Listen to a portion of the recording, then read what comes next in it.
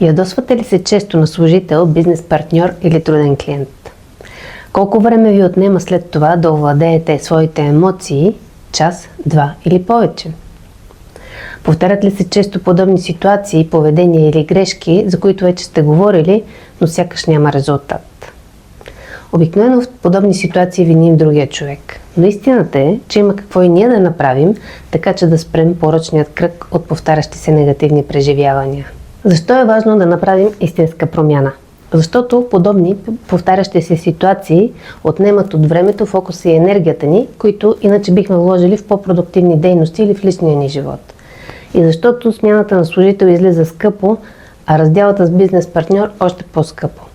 И защото клиентът не винаги е прав, но ако не знаем как да изградим здравословни граници, това ни струва скъпо под формата на емоции, време, неефективност, влошаване на взаимоотношенията, понякога дори пари или загуба на клиент, което ни отнема още време и енергия, защото продължаваме да се ядосваме.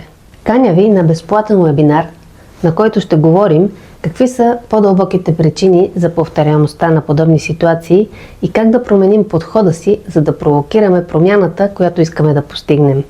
В първоначалните ни разговори клиенти често споделят: но аз опитах всякакви подходи и нищо не работи.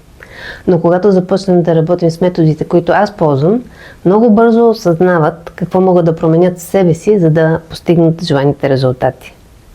Аз съм Ивет Павлова, NLP Somatic Business Leadership и Life Balance Coach.